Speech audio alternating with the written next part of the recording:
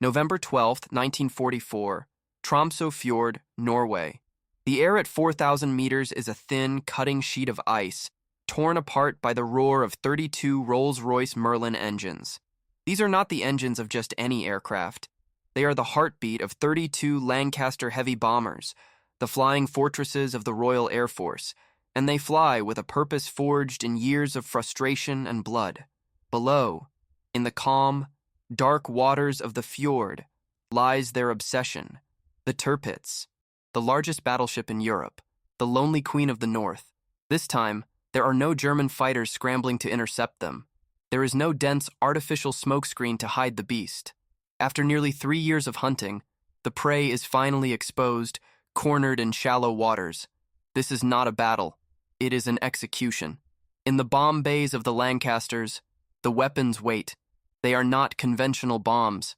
They are 5-ton monsters of steel, designed by a genius named Barnes Wallis. They call them tall boys. And they are not made to explode. They are made to pierce. One by one, they are released, beginning a silent fall that will last nearly a minute.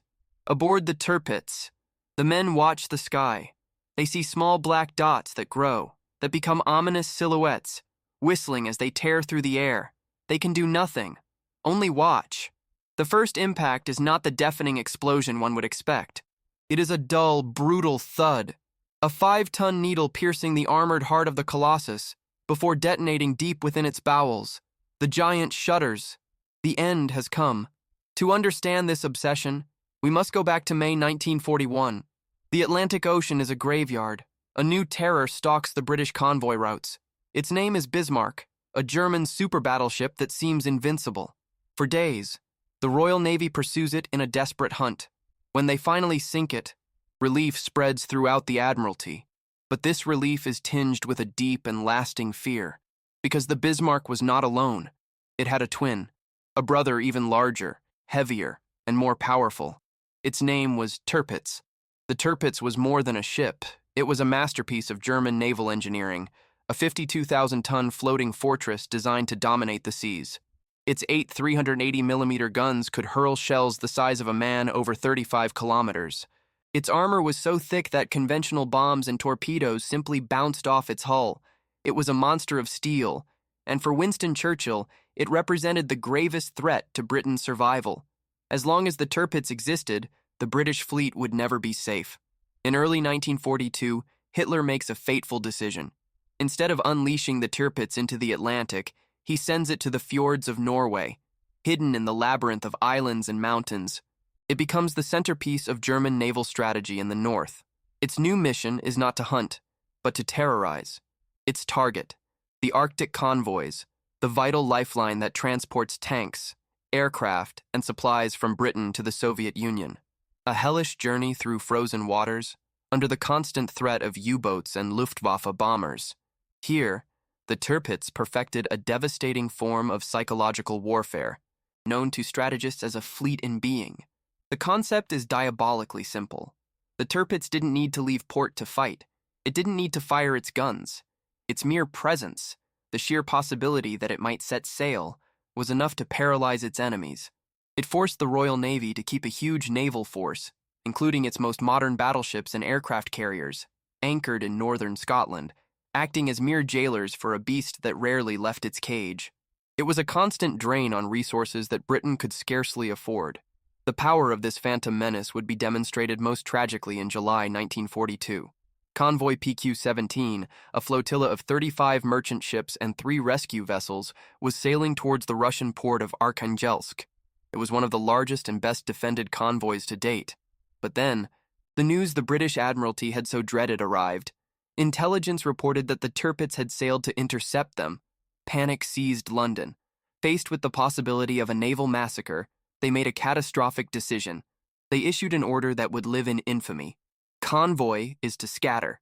The military escort was to withdraw, and the slow, vulnerable merchant ships were to try to make it to Russia on their own. It was a death sentence. Unprotected, they were hunted down one by one. The U-boats and German aircraft had a field day. Of the 35 ships, 24 were sunk. Thousands of tanks and aircraft were lost to the bottom of the sea. Hundreds of sailors died in the freezing Arctic waters. It was the greatest convoy disaster of the entire war. And the cruelest irony of all was that the Tirpitz had barely left the fjord. After just a few hours, the German fleet, fearing an attack from British carriers, had turned around and returned to its lair. The disaster of PQ-17 was not caused by the Tirpitz's guns, but by its shadow. The massacre was a product of fear. When the news reached Winston Churchill, his frustration turned to fury. The Tirpitz's existence was no longer a strategic problem. It was an open wound on British pride. At that moment, the mission became personal. He declared that the destruction of the lonely battleship was an absolute priority. The hunt had begun. The first British response was brute force. If the Tirpitz was a giant, they would attack it with their own giants. Throughout 1942 and 1943, the RAF's heavy bombers, the Lancasters and Halifaxes, were sent on long-range missions from bases in Scotland. Each mission was an odyssey of nearly 3,000 kilometers across the North Sea, flying at the very limit of their range. The pilots battled fatigue, extreme cold, and unpredictable weather that could turn from a clear sky to a deadly blizzard in minutes. But the real enemy wasn't just the distance, it was the Tirpitz's fortress itself. The battleship was anchored in narrow fjords, surrounded by mountains that protected it like natural walls.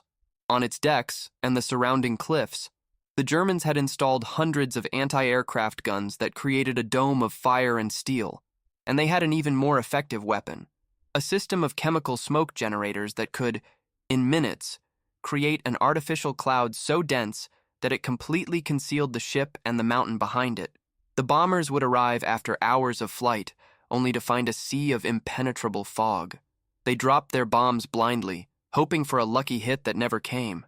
The bombs fell harmlessly into the water or onto the mountainsides, and the planes returned home, riddled with flak, their mission a failure. Brute force would not work. If they couldn't destroy it from above, they would try from below.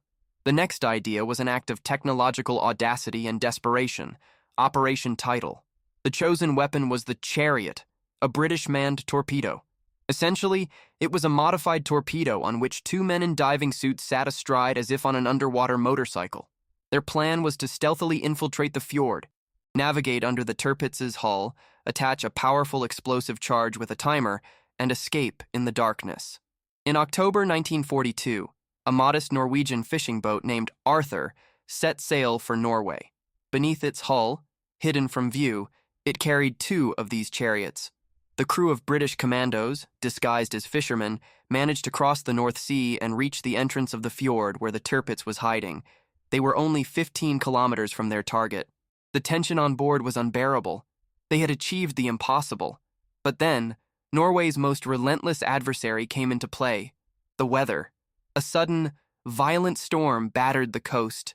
Gigantic waves punished the small fishing boat. The chariots, mercilessly beaten beneath the hull, broke free from their moorings and were lost in the depths. The mission, so close to success, disintegrated in an instant. The commandos had no choice but to scuttle their boat and begin an arduous escape on foot through the mountains to neutral Sweden. Once again, the beast remained untouched. The frustration at the Admiralty was palpable, but they did not give up. If manned torpedoes were too fragile, they needed something more robust.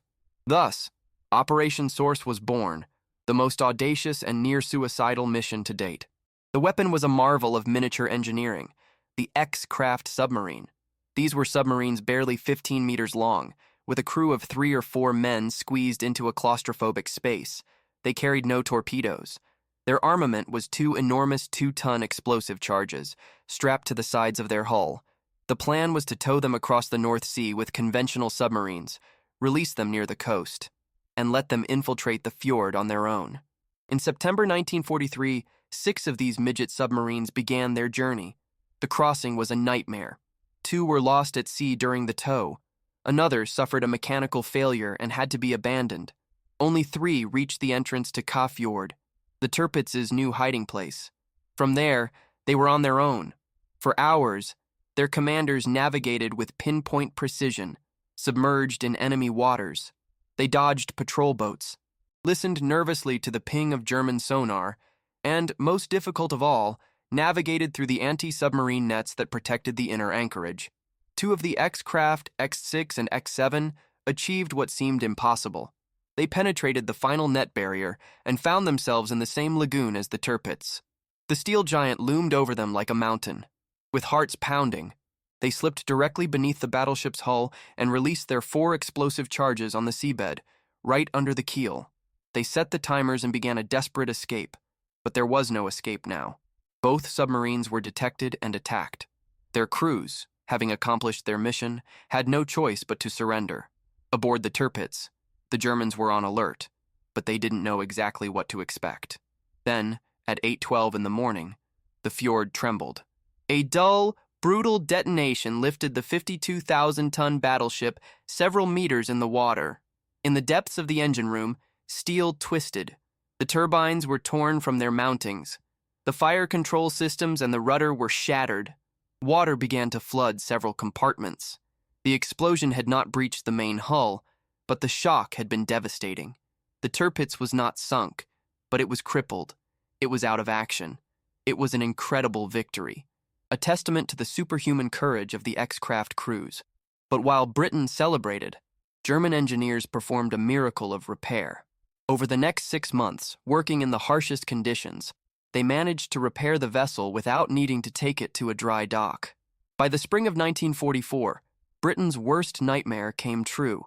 Intelligence confirmed that the Tirpitz was back in service. The beast, despite all the sacrifices, all the blood and ingenuity, was still alive. British frustration hit rock bottom. They realized that damaging the Tirpitz was not enough. They had to kill it, and for that, they would need an entirely new weapon. With the beast operational again, the Royal Navy decided it was time for an attack of overwhelming force. The next attempt would not be a stealthy raid, but a massive aerial assault. Operation Tungsten, in April 1944, was the largest air operation launched from British carriers in the entire war.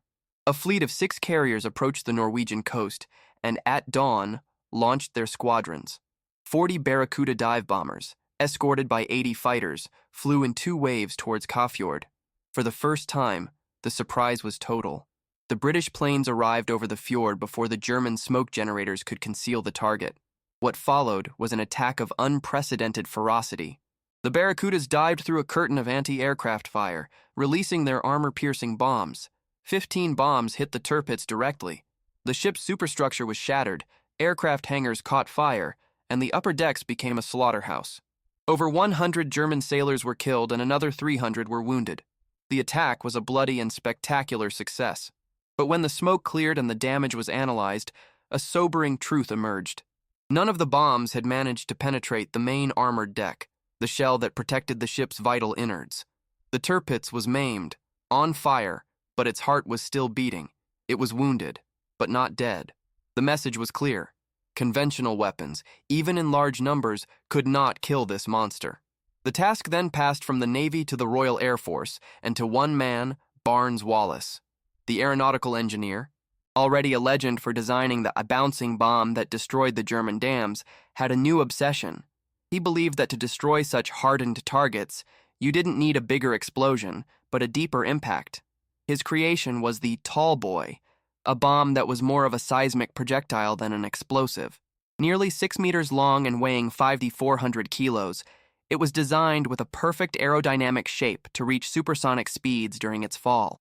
Its purpose was not to explode on the surface, but to pierce deep into concrete or armored steel and detonate inside, creating an internal shockwave that would shatter the structure from within.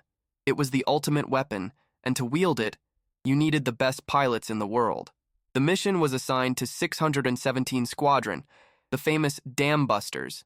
They were the only ones with the skill and audacity to drop such a massive weapon with a surgeon's precision. In September 1944, in Operation Paravane, they flew from a secret base in Russia and attacked. One tall boy hit the bow of the Tirpitz, tearing a massive hole and rendering it permanently unfit for combat on the high seas. Mortally wounded, the battleship was towed south to Tromsø Fjord to be used as a floating artillery battery. It was its final mistake. In Tromsø, it was finally within range of Lancasters flying from Scotland. The hunt was coming to an end. After a failed attempt in October due to clouds on November 12, 1944, The dam busters took off for Operation Catechism. This time, the sky over Tromsø was clear. The Tirpitz lay motionless, a perfect prey. The Lancasters began their bombing run. The tall boys fell. The first was a near miss, which undermined the seabed and burst part of the hull, but then came the direct hits. 2, possibly 3. Tall boys sliced through the armored deck as if it were paper. One of them detonated in a munitions magazine. A cataclysmic internal explosion tore through the heart of the ship. A tower of fire and black smoke rose into the sky. The 52,000-ton giant began to list violently. On deck, chaos reigned as sailors tried to abandon the sinking vessel. In less than 10 minutes, the Tirpitz capsized completely. Its keel turned to the sky like the tombstone of a fallen titan. The lonely Queen of the North had sunk, taking nearly 1,000 men with her to her watery grave. The news of the Tirpitz's sinking spread through Britain not with jubilation, but with a deep, exhausted sigh of relief. The shadow that had terrorized the Admiralty and the Arctic routes for nearly 3 years had finally lifted. The hunt was over. The legacy of the Tirpitz is unique in naval history. It was a weapon of war that dominated an entire theater of operations not for what it did, but for what it might have done. Its main guns never fired on an enemy vessel, yet its mere existence cost the Allies thousands of lives and untold resources. The story of its destruction is a chronicle of a national obsession, a saga of failure, innovation, and heroism that pushed the limits of technology and human courage, all to destroy a single target, the lonely beast that, simply by existing, terrorized the world.